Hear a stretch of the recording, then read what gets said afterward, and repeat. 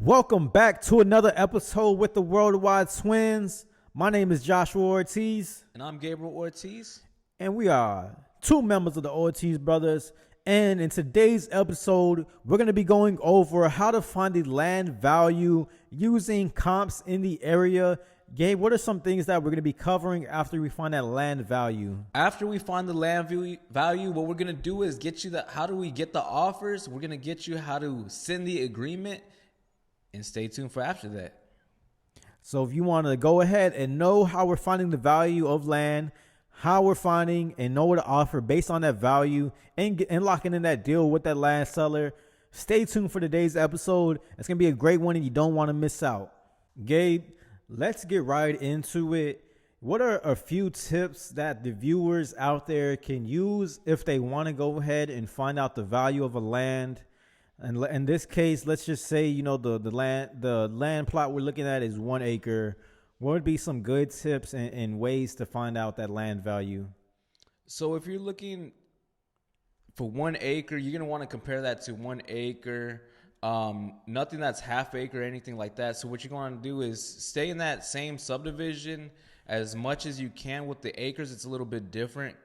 But stay as close as you possibly can for a property that looks exactly like that. If it's on the same street, even better.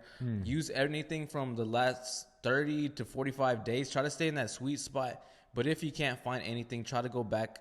Either try to go further out before you go back in time, because the market is changing and buyers are buying at different criteria right now. So do keep that in mind. And that's why you want to use the most recent data as possible, what they're selling for.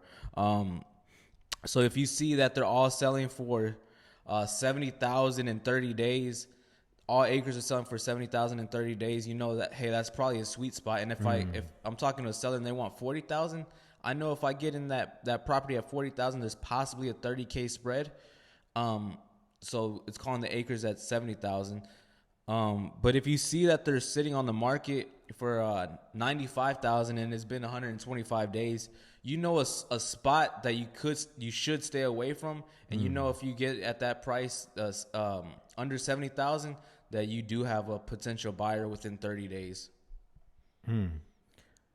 Those are pretty great tips right there. So what he's saying is stay in the same subdivision.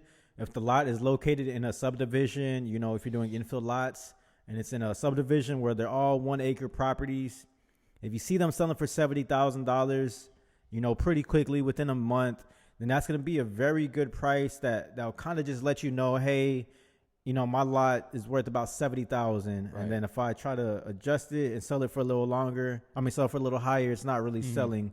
So that's pretty great points.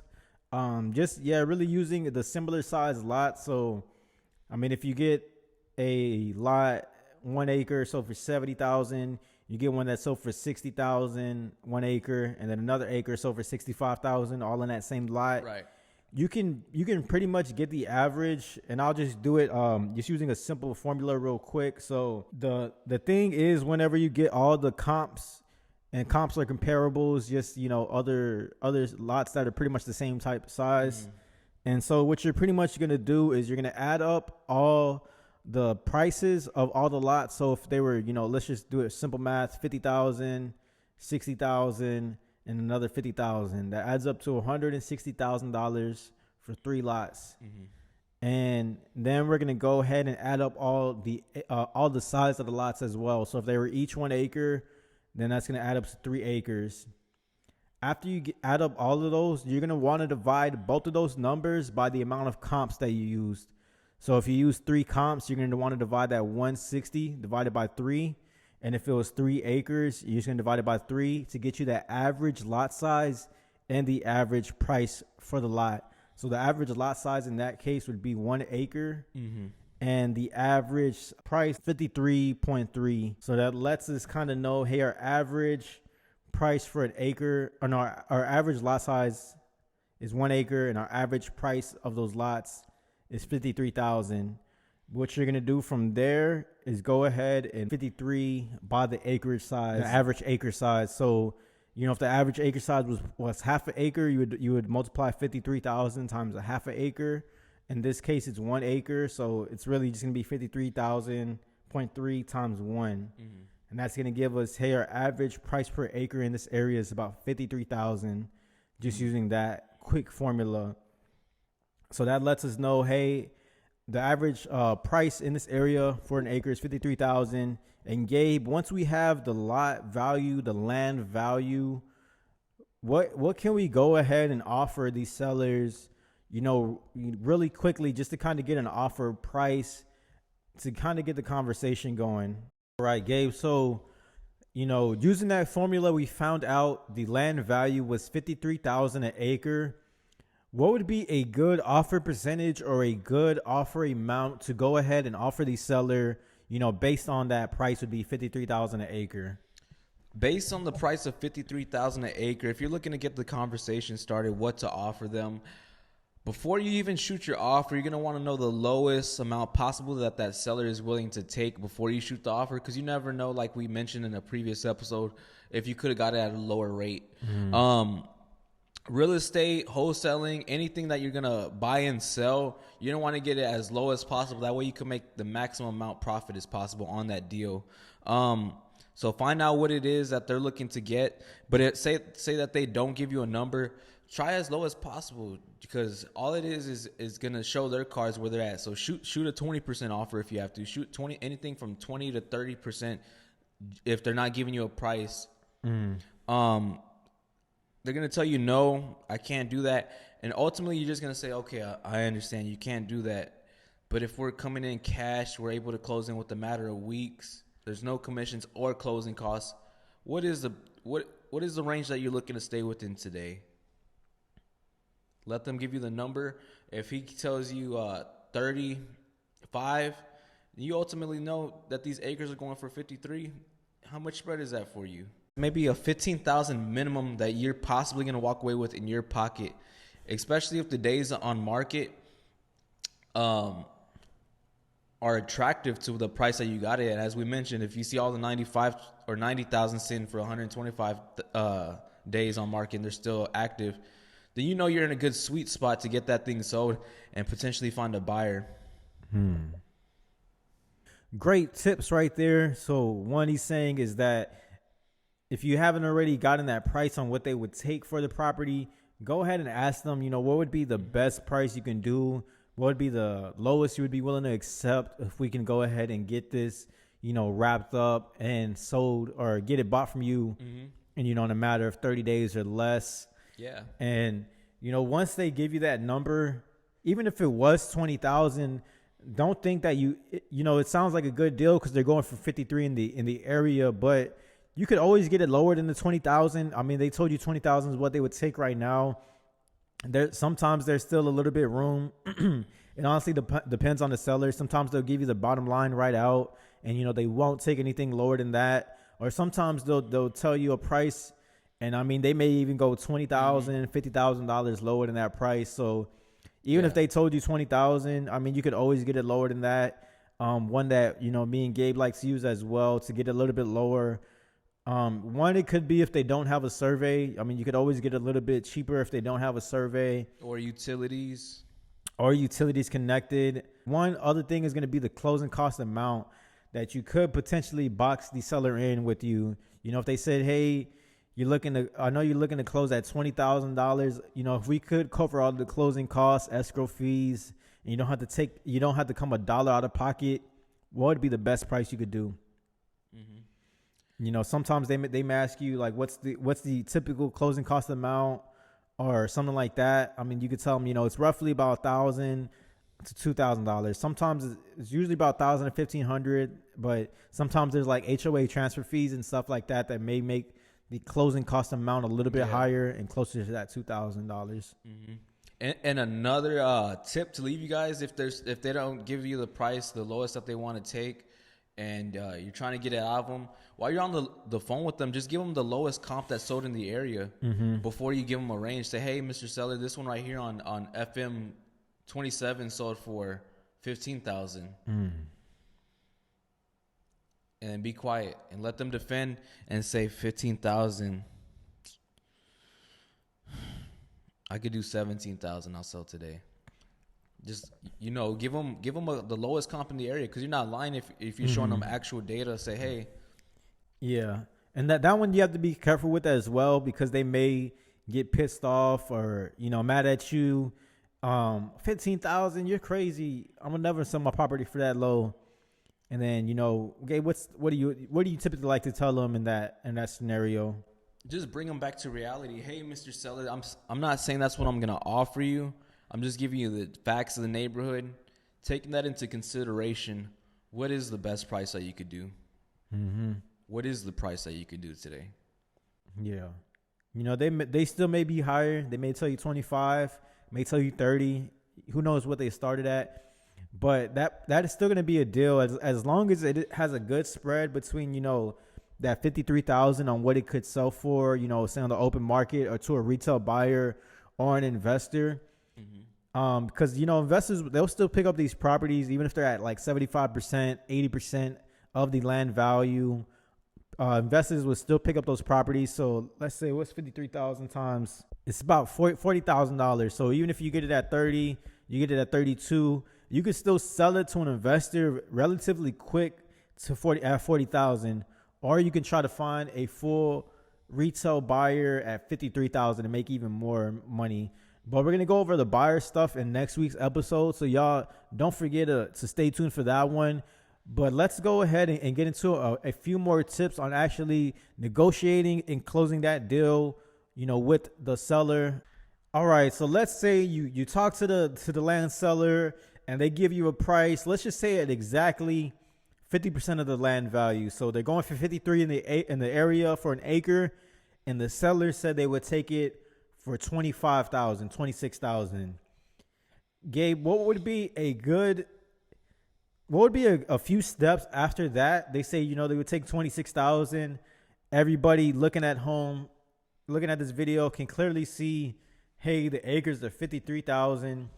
So anybody at home, they should recognize that would be a deal because you're getting a, $27,000 spread at 25,000. So that would be a good deal for you to lock in. Gabe, what would be a few steps after a seller told you, hey, I would take 25? What would be the next steps that you would take to go ahead and lock in that deal? So what I would do is, after you've kind of already qualified them a little bit and they said, hey, I'm looking to sell this week, 25,000. All right, Mr. Seller. So 25,000, and this is something that you were looking to get an agreement today, this week, next month. If we could do 25,000, Mr. Gabriel, I'm looking to sell today. Perfect, Mr. Seller. What I'm gonna do is I'm gonna check with the finance manager, see if we could actually get approved for those funds. But if we could get approved for those funds, and just re-clarify one more time, because you're gonna get some sellers that'll say that, and then you give them the offer, even if the price works, and they're gonna know that was too sweet. So don't jump on it. So then I would come back because I like to give them a lower offer anyway. Just even if it doesn't go there, I'll say something like, "Hey, Mr. Seller," and this is where you put them on hold when you're running to the finance manager department or whatever it may be, and you're gonna come back and say, "Hey, Mr. Seller, we did get approved for the funds. My partner's looking to be at 17,000. We could get the process started. Cash. We'll open up escrow, close within a matter of weeks." And they may say something they may counter you. They may do it, the 17,000 right then and there. All right, if you could do all that, all right, let's get the process started. Or they may counter, and they may come up, they may counter a little bit and say, let's meet at 20,000. Either way, okay, it's a deal anyway. Okay. As I mentioned, it is company policy that we would have to get the process started right now. And if you don't have the email address, this is a perfect time to get the email address from them because you're going to send the agreement through DocuSign. Hey, what's the best email that I could get this agreement sent to you right now? johndoe67@yahoo.com. Perfect. What I'll do right now is, can I put you on hold while I get my transactional coordinator to go ahead and type that up? And while they're on hold, you could be listening to the conversation while you're typing it up. They may be talking to their wife saying, "Oh my God, we're about to sell this. This guy finally bought it. We haven't been doing anything, Miss Baby. We haven't been doing anything." And as they're talking, type the agreement up. Make sure that you don't have to go through the agreement with them. Just make sure that you're on the line with them, so that way they don't go ahead and shop your price around to everybody, and you don't get backdoored by anybody as well. And if in certain cases, and once you send it to them, just be there in the background listening for anything that they have a question about. Get familiar with the agreement and anything that they may ask you about it, because you don't want to not know what the hell you're talking about, because that just sounds fishy if they ask you a question about the agreement and you don't have the answer for it. So know each bullet point in the agreement that you are using. And just to get the agreement, if you're not sure what kind of agreement to use, you can always use your local realtors. The ones they use in Texas, it's called the Trek contract. So if you're, in a different state, it's really going to be using that real estate contract that, the realtors use to go ahead and list properties on the MLS, with all the realtors and things like that. So if you don't have it, that could be a great place to get it. And really, like what Gabe's saying, just really understand it. Understand all the bullet points. If you're not sure what certain things mean, just really Google them. The most important things on that agreement is really going to be, the price, the closing date, and the special terms and provisions, and the property description. Yeah, that's nothing too big, but those are gonna be the biggest things that they're gonna look at. It's gonna be the price, the closing date, in terms of conditions, and then maybe earnest money as well. Typically, me and Gabe, we just use $10 earnest money, and for the most part, we don't really get a whole bunch of lip for it. I know when we were doing houses, sometimes we would. I maybe only got it like 3 times, like ever, with the land. Yeah, with land, we don't really get it too much, so they usually don't even pay too much attention for the earnest money. And if you don't know what that means, that's pretty much the $10 is the earnest money that we're using to go ahead and give us equitable interest into this land, purchase agreement, into this land parcel and property. But yeah, exactly what Gabe was saying. Always understand the bullet points. And if you don't know and they ask you a question, don't give them the wrong answer. Don't lie to them. Say, hey, that's a great question. I'd love to get the answer for you. Can I check back with you later tomorrow?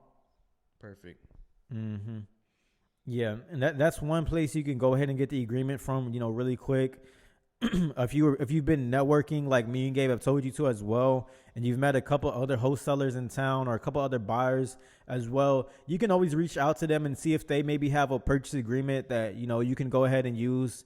And you can pay them $50 for it or whatever, as long as you're able to go ahead and get that. If you have somebody in your network with that purchase agreement, don't be afraid to go ahead and reach out to them, especially if you haven't done a deal. There's going to be a lot of people that want to help you out and go ahead and help you get your first deal, like me and Gabe here are trying to do as well. So if you have somebody in your network as well, go ahead and get that a purchase agreement from them. If you don't have it, you can also DM me and Gabe at our Instagrams. We'll go ahead and leave that down below and you can ask us for it as well. And we'll give you one that we use in Texas, but always check with your local attorneys as well. Yeah. So after you do get it, always check with your local attorneys as well, because they may have something in that agreement that, could be wrong or, may not be able to sell that deal.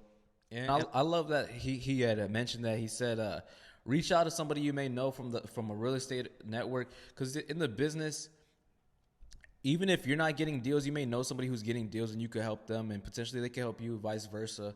So leverage that relationship. Say, hey, buddy, if you give me this agreement, and once I get this agreement under contract, I'll go ahead and we could go ahead and JV for that. Bring value to that person, because they're giving you that agreement. Bring value to them. This business is a lot of it's about relationships. So go ahead and leverage it. Yeah, that's a great point right there. So once you get it, let them JV it with you. Y'all split the fee, 50-50. With a $25,000 deal, y'all both can walk away with $12,000, $13,000, and then y'all can go on to the next deal. Rinse and repeat. Yep. From there, you have marketing money so that you're able to double down in whatever, type of deal that you're trying to do. Yeah. So those are going to be a few things on, a few tips that to be able to help you out. Don't forget to get that commitment from that's land seller, and whatever type of sales you're doing, you always want to get that commitment from them. So saying, hey, Miss Sally, if we're able to do the $25,000, the $20,000, was this something you're looking to get started today? And if she says yes, what Gabe said, go ahead and put them on a 1 minute, 2 minute hold. Put them in that marination mode, and then from there you can come back with a lower offer, or you can come back and beat them up a little bit on the price. Using that closing costs tactic. I know you're at 25,000. If we're able to cover all the closing costs, get this wrapped up pretty quickly. What's the best price you can do? Okay, I'll take 23,000. Yeah. So after you get, and they tell you after you use that closing cost tactic, and they say 23,000, then you can ask them one more time. Was that the absolutely best price you can do? Or another one you could do before that. They gave you the price and you're trying to get it a little bit more down. Get them with the scarcity of loss of a deal, because you're potentially, if you're at that point with that seller, you probably have marketed to that same area and you're talking to other sellers as well. So go ahead and let them know, hey, we're actually looking at 3 other properties, but we're only looking to purchase 1. Taking that into consideration, what's the best price you could do? That's a great one. That's a good one right there. So, because what he's saying is that, you're ready, whether you're doing texting, calling, or mailers, any type of that marketing, you should at least get more than, 1 lead or 2 leads in for that area. It really depends on maybe the whole size of the area and how many, sellers are available in that, particular subdivision, or if you're going after higher acreages, how many, sellers come on those lists as well. But you should always have at least a few leads that you're talking to, and that always gives you, what would that be like? I want to say it was almost like a moat that you're able to, pick from the best deal, because you're gonna have, let's just say 4 sellers, maybe 1 or 2 are unrealistic, and then just asking, let's say you have 5 sellers, 1 or 2 are unrealistic, asking, retail value. You have 1 seller that's maybe like 10,000, or it's a smaller deal, $5,000 deal. And then you have, 1 or 2 that are maybe, great deals that are at 40, 50% or even lower than that. And that you're able to go ahead and talk to those 2 and either lock both of them in with the deal, or, just pick from the better deal that you have available. Because that always gives you a leveraging power. Hey, we're looking to purchase, 1 property this week, and we're already talking to a few other land sellers. And it's kind of like their flex on them, how they tell you, hey, you're the one who contacted me. Hey, you're not the only one who's been calling me. So or have 3 offers at such and such price. So you kind of bring them back to reality, like, hey, I don't even need to buy this property. You tell me why I should buy this property. You give me the price that I need to buy this property at, or that you need to sell this property at, matter of fact. Yeah. And that's going to help you close a lot more deals, man. Yeah, that's going to help your margins out, because we're not in the business of buying bad deals or, tighter deals. We want to get a great price on the lot, a great value, that we're able to sell it to, another retail buyer or another investor, relatively quick. And so, yeah, we're not in the business of buying bad deals. So if the deal is too tight and you like, hey, they're asking 45,000. I mean, it's worth 53. There's like a $5,000 or $7,000, dollar deal in that. And that's like close to 80 or 90%. And me, I would say I wouldn't even buy that deal. It would be too tight for me. I would say you have to at least, make it average. If you want to make 10,000, then, get it at least at 40 or something like that. And so after you send the agreement, you're going to send the agreement using DocuSign. So if you're not familiar with it, I mean, you could YouTube it. They have a quick overview video, super simple to use. Once you have that agreement from your realtor or from your JV buddy, whoever you know in the market, you're going to send the agreement through DocuSign, and, they're going to read over the agreement. If they're pretty motivated, I mean, they typically don't ask a whole bunch of questions, but you're going to have sellers that are more analytical, looking at every little detail. So that's why having that attorney looking over your agreement is a plus, because, they could say something about a certain thing, and you can always reassure them, hey, this was actually written by my attorney and approved by him. And yeah, from there, you're really just you're answering their questions on anything they may have on the agreement. Yeah. And matter of fact, most title companies have attorneys that work in them anyway. So you could go ahead and let them know, hey, the title company, they actually have a team full of attorneys that'll go ahead and review this.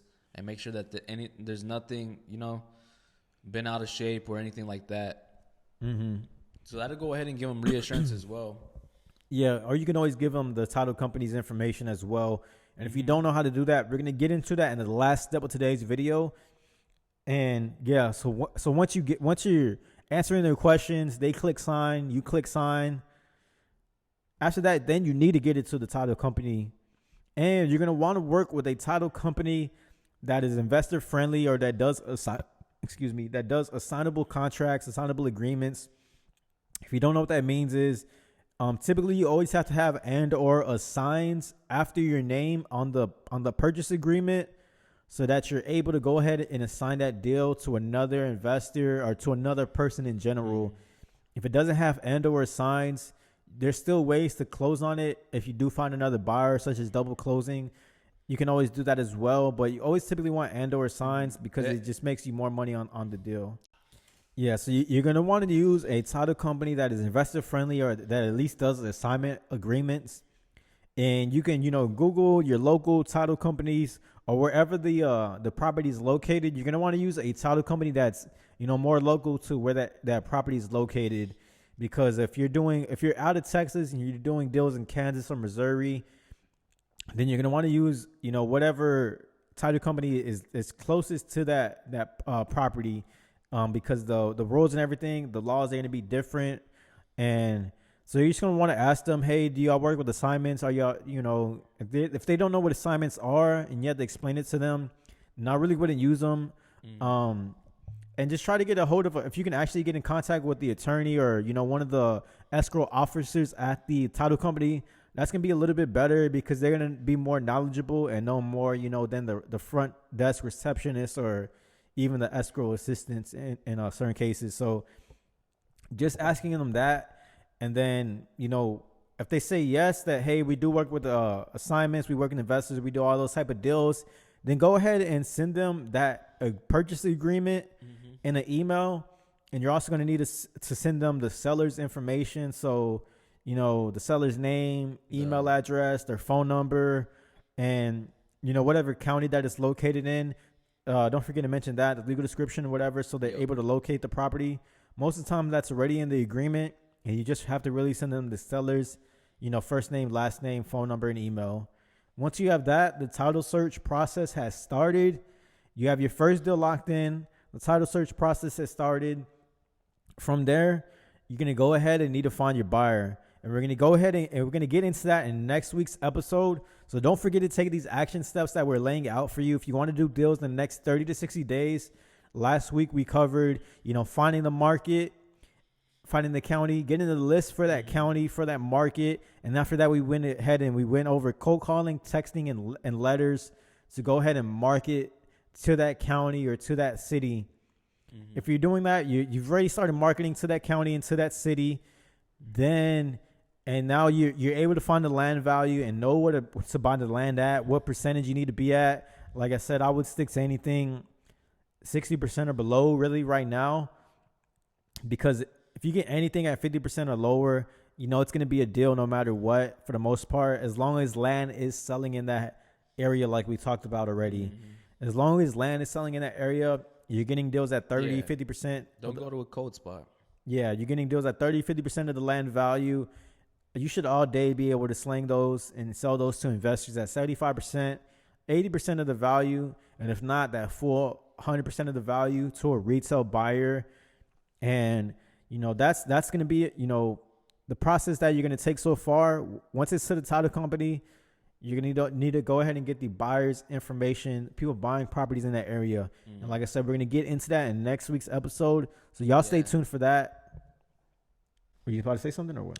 Oh, and if you missed last week's episode, the game that we gave, go ahead and watch that one right after this one. Write down all the action steps needed, and write down along with this one as well in the next episode. These are going to be actionable steps for you to start profiting within 30 days. But other than that, that is going to be it for today's episode. We hope y'all got some type of value out of today's episode. We hope we expanded your brain, your learning, and, just steps to take in this land selling, this land buying business.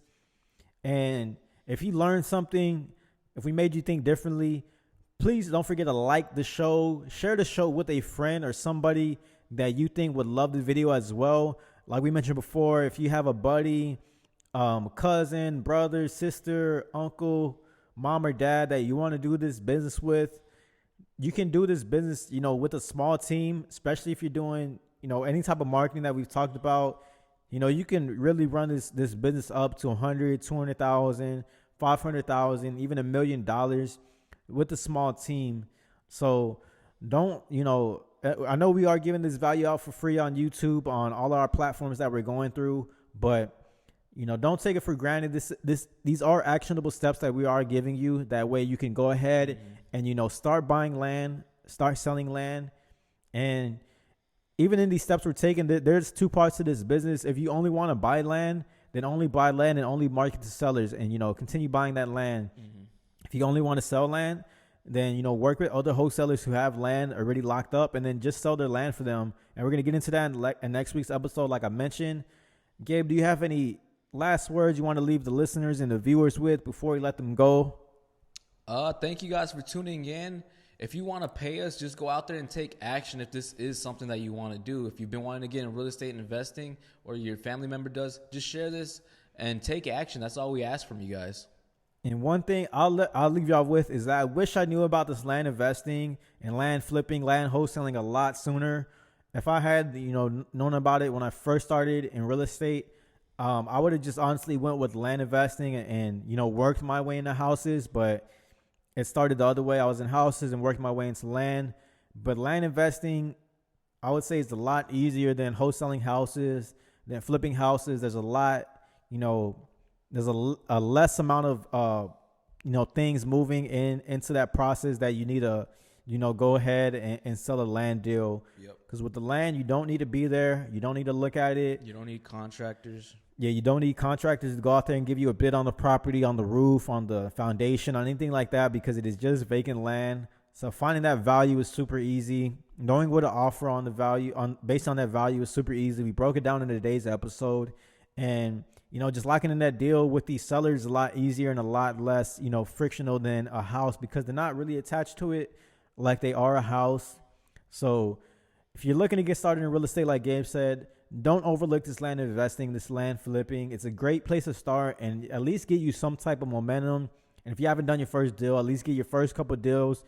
I mean, you can do 10 deals real quick, make $80,000, $100,000, all in a matter of months. So if you're looking to go ahead and make some more money this winter, this year, next year in 2023, go ahead and take these steps. These are going to be great steps for you to go ahead and make money.